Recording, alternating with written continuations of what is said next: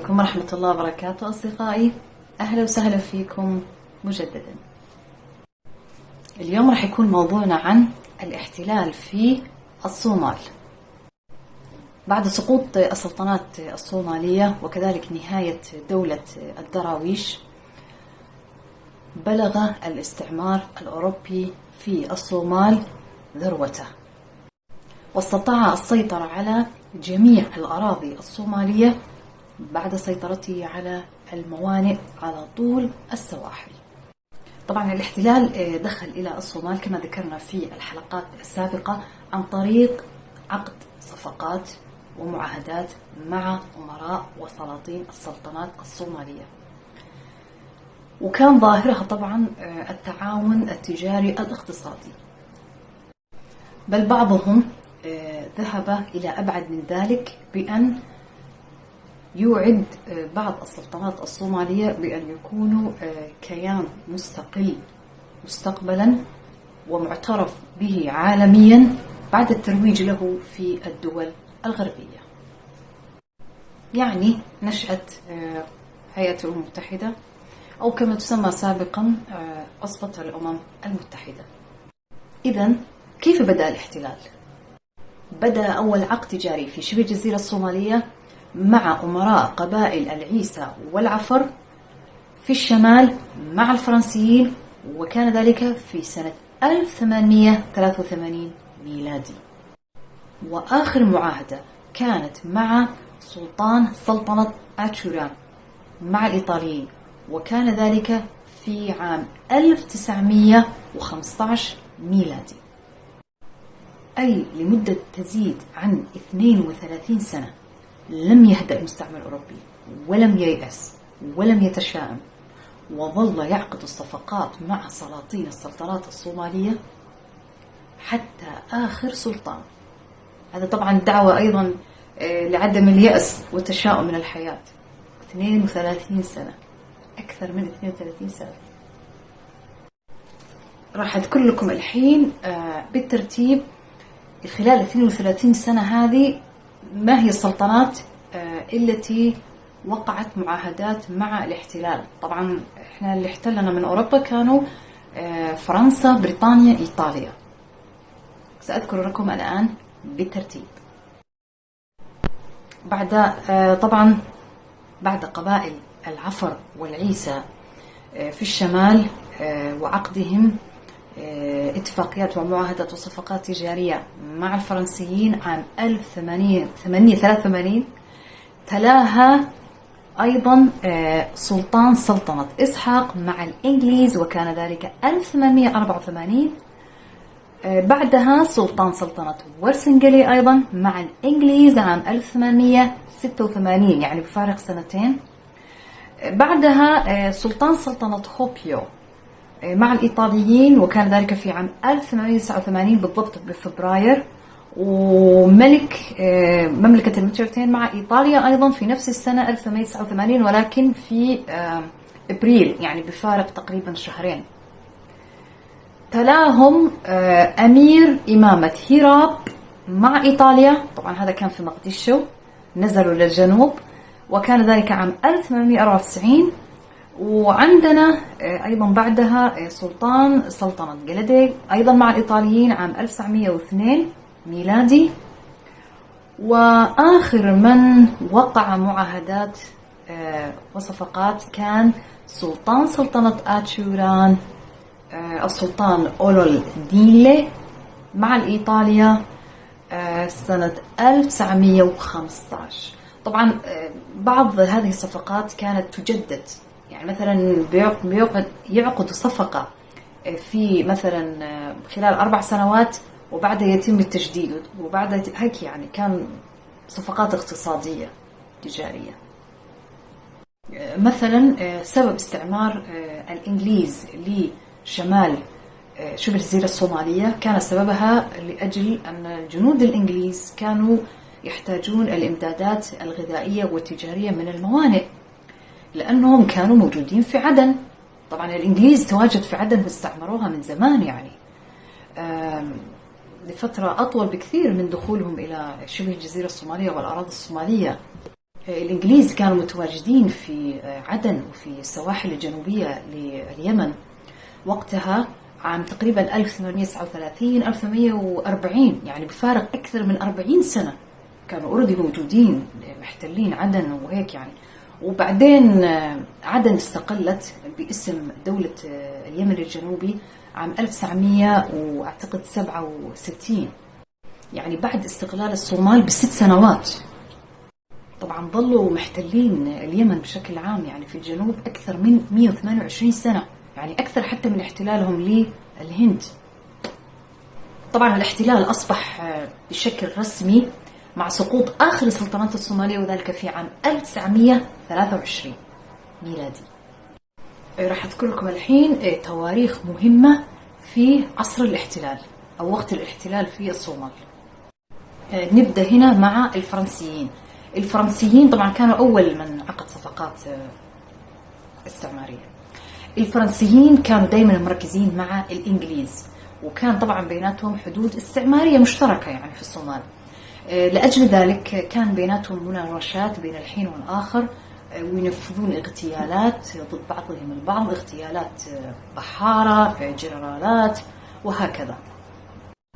في هذا الأثناء كان في رجل دين روسي وكذلك مغامر، يعني زي الرحالة أو مكتشف يعني، بس كان بالسر، وكان مدعوم من الإمبراطورية الروسية. كان اسمه نيكولاي إيفانوفيتش. طبعا هذا نيكولاي جاء إلى المنطقة وبالتحديد إلى جيبوتي، وأسس هناك مستوطنة خاصة في خليج تاجورا. طبعا هذا اليوم يقع في دولة جيبوتي. يعني هذه المستوطنة طبعا معناتها أنه جاب روسيين وسكنوا المكان وخلاص يعني. طبعا في هذا الأثناء الفرنسيين اكتشفوا هذا الشيء وقاموا بالطرد سكان المستوطنة نفسها بما فيهم نيكولاي. ما طول أصلا، شغلت شهر وطردوه، وكان ذلك في سنة 1889 ميلادي. يعني حتى الروس جو عندنا. في عام 1896 ميلادي وقعت إيطاليا مع الإمبراطورية الإثيوبية اتفاقيات سلام، إنه كان بيناتهم حروب وهيك. فبموجب هذه الاتفاقيات منحت إيطاليا أرضا يسكنها الصوماليون إلى الإمبراطورية الإثيوبية. في عام 1819 منح الإنجليز إقليم أوغدن الصومالي إلى الإمبراطورية الإثيوبية، وكذلك إقليم NFD كما يعرفه الصوماليون أو المنطقة الشرقية الشمالية من الصومال إلى كينيا. في عام 1936 ميلادي تم دمج المنطقة إلى شرق أفريقيا الإيطالية تحت مسمى محافظة الصومال الإيطالية. أما الإنجليز طبعا قاموا باحتلال الشمال وأطلقوا عليها اسم أرض الصومال البريطانية، أو كما أطلقوا عليها بلغتهم صومالي لاند. هل ظل الحال على ذلك؟ طبعا لا. طبعا هذا الزمان كان وقتها في الحرب العالمية الثانية. في ذلك الزمان أعلن وقتها حاكم إيطاليا الدكتاتور بينيتو موسوليني الحرب ضد بريطانيا وفرنسا، مما جعل القوات الإيطالية الموجودة في أفريقيا تشكل تهديدا لطرق الإمداد البريطانية والفرنسية. طبعا إيطاليا كانت مستعمرة وقتها ليبيا، أجزاء من إثيوبيا، إريتريا، وجنوب الصومال يعني بشكل عام، وشرق الصومال أيضا. هذه الإمدادات كانت طبعا تنطلق من بحر العرب إلى البحر الأحمر، مرورا بقناة السويس إلى البحر الأبيض المتوسط. هذه المنطقة كلها كانت مهددة، وكان فعلا الفرنسيين والبريطانيين خايفين يعني من الهجوم الإيطالي، طبعا لأن هذه المنطقة تعتبر ممرات عالمية مهمة. وطبعا سيطرة الإيطاليين على هذه المنطقة الحساسة من الممرات المائية تعني فوزهم وانتصارهم في الحرب العالمية الثانية، وخسارة الجنود الآخرين يعني اللي هم الفرنسيين والبريطانيين واللي محالفهم. لأجل ذلك صار في حرب أيضا، انتقلت هذه الحروب إلى الصومال أيضا بشكل عام. ما الذي حدث وقتها؟ غزت إيطاليا الفاشية أراضي مستعمرات الإنجليز في الشمال، واستطاعت هزيمة حامية مشتركة من جنود البريطانيين والكومنولث، يعني نوع من الانقلاب العسكري. هذه الهزيمة البريطانية تسببت في تدهور العلاقات بين الجنرال أرشبولد ويفل في أرض الصومال البريطاني ورئيس الوزراء بريطانيا آنذاك وينستون تشرشل. بعدها استطاع الإنجليز استرجاع أراضيهم مجددا من الإيطاليين، وحدثت حرب طاحنة طبعا في الصومال، وهذا أدى إلى أن أيضا تسيطر بريطانيا على جميع الأراضي الصومال من الشمال إلى الجنوب، وكان ذلك في عام 1941 ميلادي، وظلت تحت سيطرة الإنجليز حتى عام 1950. وهذا يعني أن الإنجليز في وقت من الأوقات استطاعوا حكم الصومال كاملا لمدة 9 سنوات متواصلة.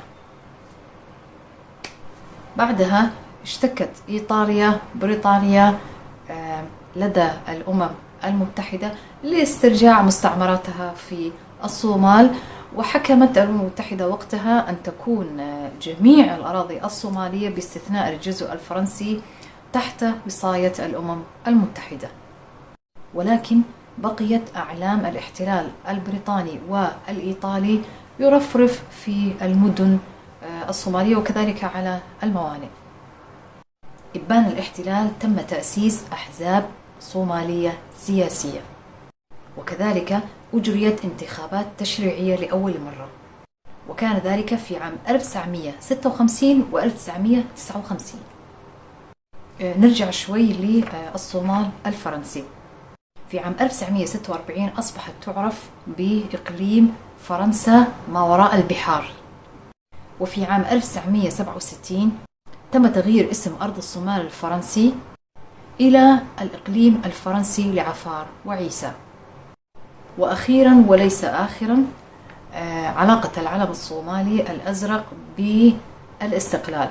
هذا العلم هو أزرق اللون ويتوسطه نجمة خماسية الزوايا أو الأضلاع، والمقصود بهذه الزوايا هو كالتالي: الصومال البريطاني، وكان أول من استقل في شبه جزيرة الصومالية، وكان ذلك في 26 يونيو سنة 1960، ثم تلاه الصومال الإيطالي بفارق 5 أيام في الأول من تموز يوليو سنة 1960 أيضا.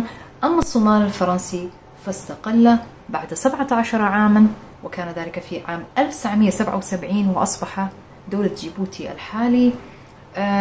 أما الصومال الإثيوبي والكيني فما زال محتلا إلى يومنا الحالي بقرارات من الأمم المتحدة. تابعونا في الحلقة القادمة. إلى اللقاء.